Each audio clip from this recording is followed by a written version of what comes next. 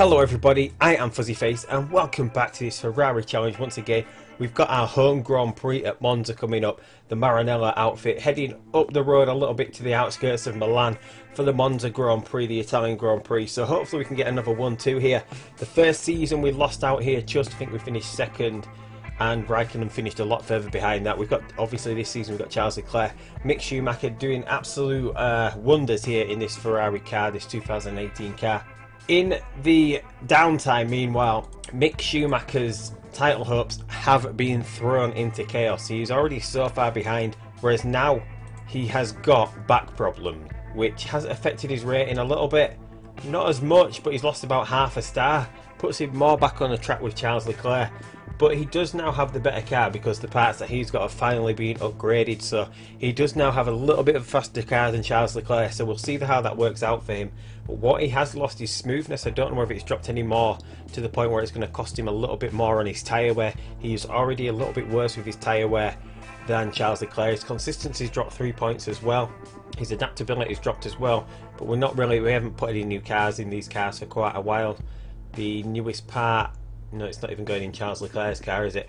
And his fitness has dropped from a 13 to a 10. So towards the end of the race, his performance is going to drop a little bit more. So if he's chasing Leclerc at the end of the race, he's not going to be able to possibly get past him because his fitness has dropped here. But we're just going to see, he really needs a good start. Over the last couple of races, even more than the last couple of races, he's really slow at getting off the line, which has cost him a lot of wins here. He would possibly be first in the driver's standings if it wasn't for those really bad starts, because they are both in really equal cars. I try not to favour one over the other. There's no real difference between the cars. Obviously one's got a better engine, one's got a better gearbox, but overall they should be doing about the same times. So that way it is just the driver rating, it's their own performance which is going to affect the result. And because Schumacher has been having such bad starts, it has really played into the hands of Charles Leclerc here. If Charles Leclerc can get out in front, his tyres go longer, he's easier on the fuel, so he can save fuel and push a lot more. And that is the reason that Schumacher's so far behind. But anyway, we're going to jump into Monza now. Everyone's happy with the car. If we go here, look, awesome, my car is better than Charles's. So Mick Schumacher's got the slightly better car. 6% happy, 8% happy. That's what we usually get them to, about as close as we can to each other. But this time Schumacher does have the slightly better car. So we'll see if that impacts his performance any. We're going to try something a little bit different from the start. We're going to try going all the reds from the start, see if that gets him a better start. If that doesn't work, then for the next race we're going to go for neutral. We're going to go in the yellows at the start just to see if we can get him off the line any quicker. I don't know if it's any of the stats that impact the start, but there doesn't seem to be anything. Whether focus plays into it a little bit, I don't know.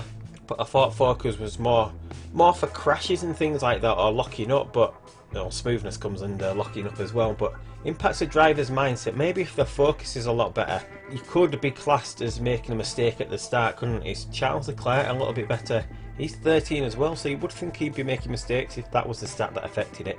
But we're going to jump into Monza now. We're going to run qualifying, practice, all that, and we'll come back once we're in time for the grid just to see where we've finished up, and we'll start the race from there.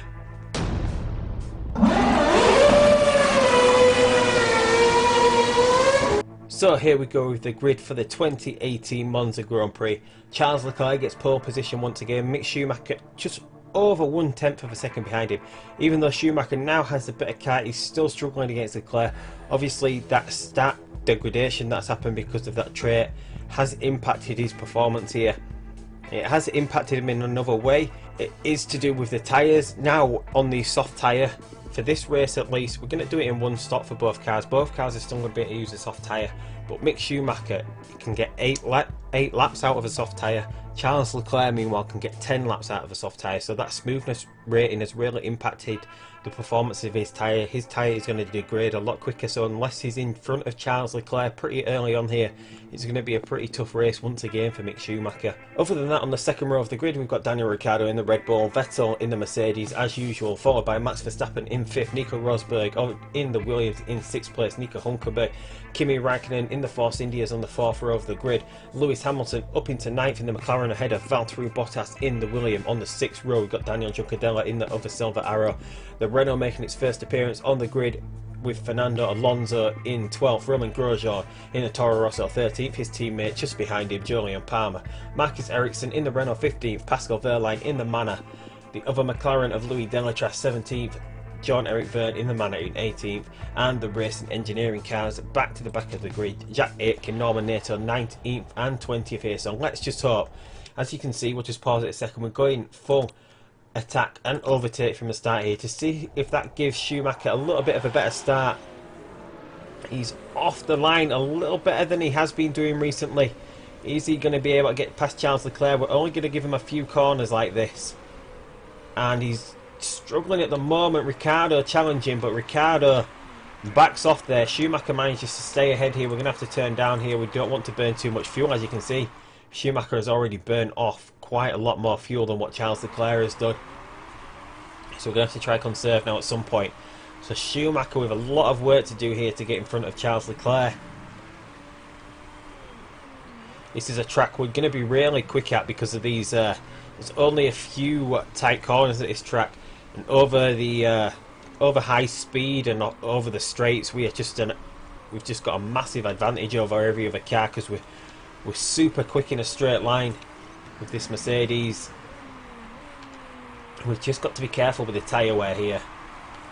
We've just got to be really careful with the tyre wear on this Ferrari with Schumacher. As we can see, his tyres are wearing down a lot quicker than Charles Leclerc's are doing. We do want to see him through to about the 8th lap. He really needs to get to about the 8th lap. So we're struggling at the moment. The temperature's pretty low. That's why we're struggling to get some life in, to get some heat in these tyres. We're going to have to go medium. We'll go medium as well with Charles Leclerc just to even things up a little bit. We do want to see Schumacher get through to about lap 8. But at the moment he's about 1.5 seconds behind. The Mercedes have turned down their engine, so we should start pulling away from them pretty soon. Here we go. Is Charles Leclerc starting to pull away here? He's not that far ahead, but he's slightly getting ahead. No, Schumacher coming back. They're seeming to keep about his same distance. It's going to come down to what these cars can do in the pits when they come in for their pit stops. Schumacher is going to come in a little bit earlier because his tyres are going to go a little bit quicker than Charles Leclerc's. Maybe that can give him a boost whilst when he comes out of the pits, because he's going to have a fresher set of tyre. He's going to have the fresher set of tyres for a couple of laps over Charles Leclerc. Maybe that can get him the time to overtake Charles Leclerc. He is gaining a little bit at the moment, but he is actually going to have to turn down as well, which is going to affect him. But he's going to push until he has to come into the pits. He's going to have to pit on this lap. It's going to be a long way off. He could really do with going another lap here. But he's going to have to pit and then hope that he can get the other soft tyre through to the end of the race. It's going to be pretty touch and go here. Yeah, he's going to have to pit, otherwise he's going to lose too much time to Charles Leclerc. He's going to come in early. It's going to be 9 laps after this. He can possibly just about do it if we look after the tyres a little bit more. Obviously, he does want to try and set some quicker laps and chase down Charles Leclerc, who doesn't have to turn down his engine at all here. So let's just see. Schumacher back out into 8th. Hopefully he's not going to get held up by any of these other cars as he chases Charles Leclerc. Leclerc, meanwhile, is at 29%. We might as well pit him as well. So if Schumacher was doing this real life, he'd possibly go overtake. He'd possibly do everything he could. We're not going to go attack because we don't want these tyres wearing out. So Leclerc comes into the pits. Schumacher is, and Leclerc's on his way out of the pits. Where's Schumacher going to be? Behind him. He's just behind him. Look at that. Schumacher really challenging here, but he can't keep his engine mode like this for too much longer.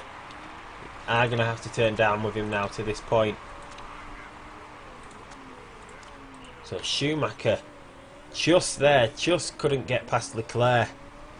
Leclerc's possibly going to start to pull away now.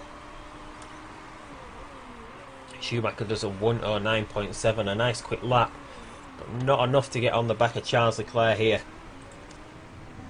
Leclerc all the way out in front. We've done all our pit stops for this. We're going to turn down with Charles Leclerc now. He's still got plenty of fuel left that he can manage this race like this. Vettel, Hamilton has yet to pit in 4th, Ricciardo 5th, Alonso 6th, Rosberg 7th, Verstappen in 8th, Raikkonen 9th, Verline up in the points, although he's still got to pit as well, I think. Yes, he does. There's just a couple of laps here. Leclerc goes quickest with a 107.4 to Schumacher's 108. So Schumacher's still really struggling here. He's still possibly, they're rated about similar at the moment. Schumacher's going to be like this for Spa as well. He's still going to have this back injury. But after that, he should be back to full performance, and he is a better rated driver, but he's just really struggling against Charles Leclerc this season. Maybe next season his stat progression will have advanced a lot further than Charles Leclerc's. So maybe next season he will be at a point where he's a lot better than Charles Leclerc. Maybe he can pick up some of the momentum that he's lost this season.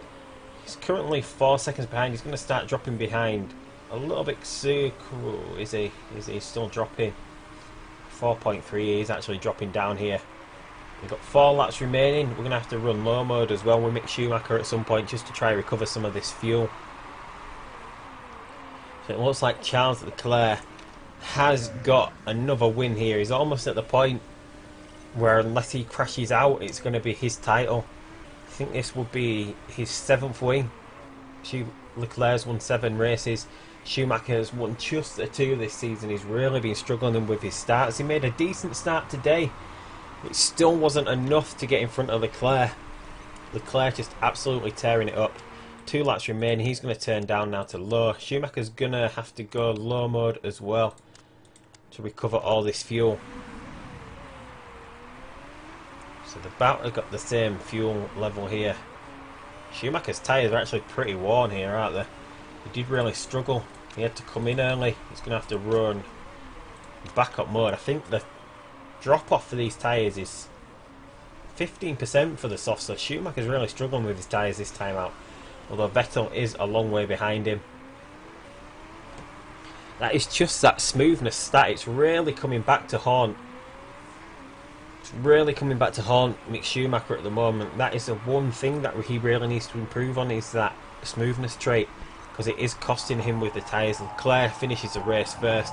Schumacher comes across the line in second. Vettel is going to finish third. Ricciardo fourth.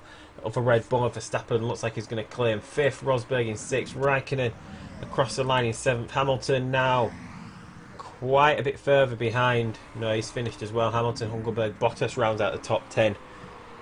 And the other Mercedes, the Junker, are still outside the points here. So another win there for Charles Leclerc. Schumacher's going to have to really pull something out of the bag here. He's got another race where he's still got this back injury. It's going to be Spa. That should be coming up to later today at 5 PM. We're going to see if Schumacher can go ahead and win there. Maybe, since Charles Leclerc's been winning a bit more, maybe we'll give Schumacher one more part. That's a little bit better. We might give him a little bit more better car than Charles Leclerc. He does have the better car at the moment, but maybe we'll just push him along a tiny little bit more. Just whilst he's got this back injury, we'll try and give him a little bit of more of a better car. He's got the best car by about 15-20 points, I would say, at the moment. Maybe if we give him the better rear wing, maybe that would help him at Spa, especially since we've got places like the Kemmel Straight where we've got that long straightaway and a little curve up the end. Maybe that will help him around there, just to see if that helps him out a little bit more, or just see whether Leclerc is just having an absolute stormer of a season this season. Maybe Leclerc's still going to beat him anyway. But anyway, the fastest lap from Charles Leclerc, 107. We didn't really push the car. The Mercedes did a 107.9, quicker than any lap that Schumacher did. Pretty interesting there. Scrutineering, we don't have any problems with our car. No one else is having any problems with their car. Red Bull have got over their thing. They did, was it 2 races ago? Was it Monaco? Anyway, one of the races, Ricciardo got demoted 6 places. Verstappen got demoted 8 places, so they had some sort of nightmare. There was running some really dodgy car there. But at first and second, Charles Leclerc now has a 35-point gap over Mick Schumacher, so it's going to need him to really make mistakes in 2 races for Schumacher to pull up that sort of distance.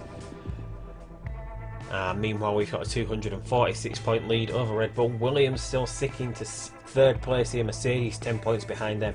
McLaren just creeping a little bit further in front of Force India, who are now pulling away from Toro Rosso. Renault, meanwhile, look like they've got 8th place secured. Manor look like they've got 9th place secured, and Racing Engineering, it looks like they're going back down to GP2 to be replaced by either Art, who are winning GP2 by a comfortable margin at the moment, but Sauber are coming back strong, so maybe Sauber might be coming back up next season. There we go, everyone's still happy. We're almost at the point where we can unlock the second mechanic trait. Both drivers still happy. 3.2 million going into the bank. We've now got over 21 million pounds, almost at the 22 million pound mark. So it really needs something special from Schumacher to pull himself back into this title challenge here. 35 points, whilst it doesn't seem a lot, it is quite a lot, but because since our cars finished first and second most of the time, that is 5 races that Schumacher would need to win if Leclerc finished second in all those races just to pull even. It's not impossible for him to do. He's going to have the better car from now on, just to see whether Leclerc can hold on to things with that sort of setup. It's not going to be much of a better car, but it should be enough where they both pull even a little bit more. I want to try and get the cars as even as possible, get them performing as even as enough. Then we've got both cars pretty close to each other, and it makes the races a little bit more interesting, not just for myself, but hopefully for you as well. Car condition, race win, hard fought win, and yeah, so that's it. So we've got Spa coming next time. I don't think we've got any sponsors coming due. They're running out in a couple of races. Neither of these we managed to get 5-star sponsors for anyway, so even though we're at 4-star sponsors, we might be able to improve on Oris. Machiavelli must just improve to win a title, so if we win a title with him, it's going to get him to 100% if he wins the title, which will give us 5-star sponsors back next season. Schumacher improving and Leclerc staying low would still keep us at 4 stars, so maybe that is a reason to try and give Leclerc the win. Well, not giving the win, but that would be the upside of Leclerc winning this season, and aim for Schumacher winning next season, give them 1 apiece. Might be the best plan to go with going forward, but anyway, we should be getting the HQ built for the next episode. We've got the staff centre coming up, Tour Centre, just in 2 days, but we'll be back next time for Spa. So thanks once again for everybody for subscribing, liking, commenting on all my videos. It's very much appreciated. But until next time, I will see you down the road in Belgium for the Spa Grand Prix, and goodbye.